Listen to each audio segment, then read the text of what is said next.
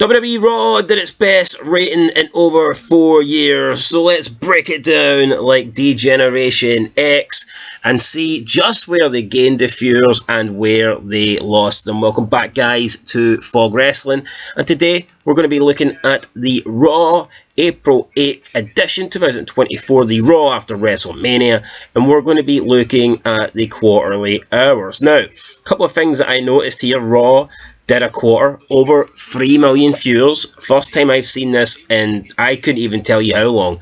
It must be a couple of years, I believe, since Raw did a quarter this high. So fantastic quarter for Raw right there, no doubt about it. Another thing that I thought was really interesting is that Raw did not dip under 2 million until the final hour. So there's a couple of really good stats there, just showing you how strong this Raw was in the viewership compared to, the last 5 years, compared to what we're expecting now. Recently, Raw, you don't expect it to over 2 million. I mean, I couldn't tell you last time we had a Raw that overall had over 2 million, but I mean, this show done that, and without the final hour, I mean, it would have been closer to 3. Without the final hour of Raw, we would have had a Raw closer to 3 million, no doubt about that. So Raw would have probably did about 2.7, 2.8 had this been a 3-hour show. A 2-hour show, sorry. But unfortunately, it's a 3-hour show, and that obviously means the last hour we are going to dip. So let's just get straight into it. And now, the first 3 quarters, by the way, didn't have any breaks, which obviously helps. So you got to factor that into the ratings as well. So yeah, let's get into it. Quarter 1, 8 o'clock to 8:15, Triple H live promo and a Cody Rhodes video. This got 2.677 million views. So very strong start there for Raw. 2.677, fantastic. Demo was 0.91. We move on to quarter 2 with Cody Rhodes and The Rock, and this gets a 10% increase. So just shows you The Rock comes out. 10%. The demo also went up to 1.03. So the demo over 1 at the moment. This got 2.946 million. So The Rock and Cody Rhodes, obviously people wanted to see this, but that's not where it stopped, because the next quarter 3, 8:30 to 8:45 p.m, also featuring just Cody Rhodes and The Rock, the continuation of this promo, got an 8% increase and did a 3.194 million viewers. So absolutely fantastic number there. The demo increase also went up, and it did 1.10. So yeah, in terms of people over 18, between 18 and 49 watching this, we got 1.447 million in this quarter. So a fantastic number. The Rock obviously bringing in a lot of those views, but people, intrigued to see what happened after WrestleMania as well. So yeah, it's not all down to The Rock, but I'm sure if The Rock's not here, those numbers are nowhere near as high. But what happened next was unfortunate for WWE and for the Raw ratings, because after quarter 3, the ratings decreased every single quarter, right up until the final quarter, where we got a slight increase. Quarter 12 increased slightly. But yeah, from quarter 3 onwards, every quarter after that had a decrease in viewership. So that's not good, but when you start very strong, then I guess there's only one way to go, and that way is down. Quarter 4, 8:45 to 9 p.m, Awesome Truth, Sami Zayn video, Nakamura versus Dragunov WrestleMania recap. This got 2.624 million viewers, and it lost 18%. I'm not surprised. It lost, over 500,000 people. Is it really a surprise 500,000 people are tuning out after The Rock? I don't think so. That's probably what to expect. Quarter 5 went down less than 1%, but it's still down. It did 2.616 million, so down about 8,000 fans there.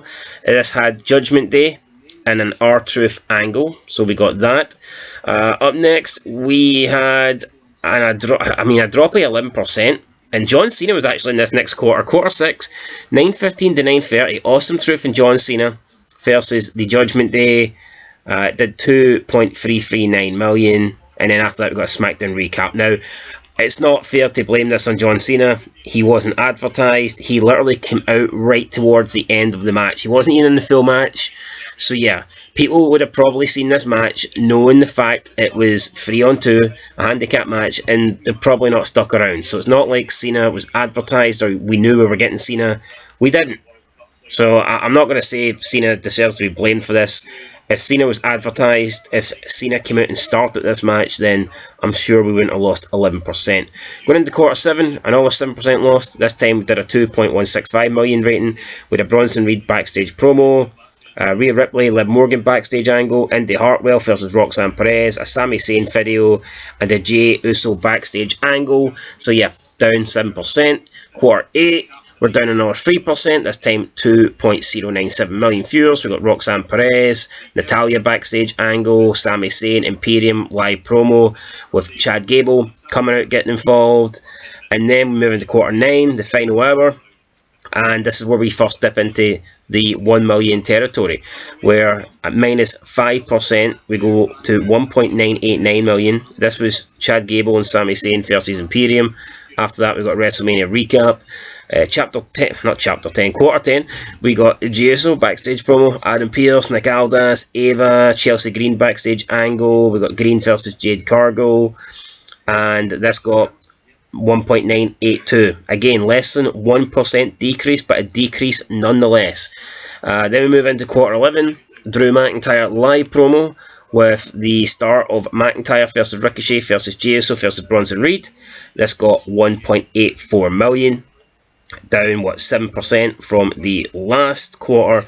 And then we move into quarter 12 with a slight increase. It was the final of McIntyre, Ricochet, Uso and Bronson Reed, with CM Punk getting involved after the match. This went up 2% to give Raw a final quarter of 1.872. Again, similar to Cena, nobody knew CM Punk was going to be involved. He came right out, right at the end of the match, so it's not like he was there early enough to have a bigger influence or a bigger impact on the ratings. So I'm not going to throw Punk under the bus, just like I didn't throw Cena under the bus. And then Raw, like I said, finished with 1.872 and an overall viewership of 2.362 million, with a demographic of 0.83, which translated to 1.092 million people between the ages of 18 and 49 watching this show. So look guys, a really good rating for Raw there. But unfortunately, we know they probably won't continue. It's going to be a one-off. It's a WrestleMania thing. It's a Rock thing. But WWE is going in a new era, a new direction. I have noticed them being a little bit edgier as well. I think that's what they need. I think Triple H, WWE, whoever, they need to accept that what they've been doing for like the last 10 years has been shit.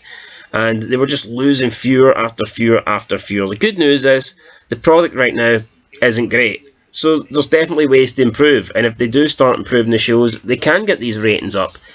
I mean, I don't think it's beyond possibility that Raw can get back into the 2 million territory every week. That's what they should be aiming for. If the shows are good, people will watch it. We see it with TV shows all the time. Like Breaking Bad. Started off pretty low. Every single season got better and better and better, and people tuned in. Raw right now, ratings are pretty low. It's not very good. But if they continue to give us good show after good show after good show, the ratings will go up. I don't want to hear this nonsense. Nobody's watching TV. No. Nobody is watching bad TV, and wrestling has been bad TV for a long time now. If they start giving us good wrestling, they'll start getting good ratings. That's how it fucking works, guys, alright? We can't blame social media, YouTube Shorts, TikTok, Twitter, Instagram, all that shit. If you make a 3-hour Raw good, people will tune in to watch all 3 hours. Maybe the last hour, people are like, fuck that. But more often than not, if you give us good television, we will watch it. So hopefully we can get that going forward. But we'll see what happens next week, guys. Overall, I'd say WWE WrestleMania 40. I think it was a success. I think it was alright. It was better than I was hoping it would be. The build-up with The Rock, it was good. So yeah, hopefully 2024 will be a good year for wrestling. It's got potential to be the best year we've seen in years, because just wrestling has not been good lately. But who knows? We'll see what happens. I'm looking forward to it. Drew McIntyre killing it at the moment. Hopefully CM Punk can get back fully fit soon, and those two guys could definitely lead Monday Night Raw into this new era. Anyway, that's it. Catch you in the next one. Till then, peace.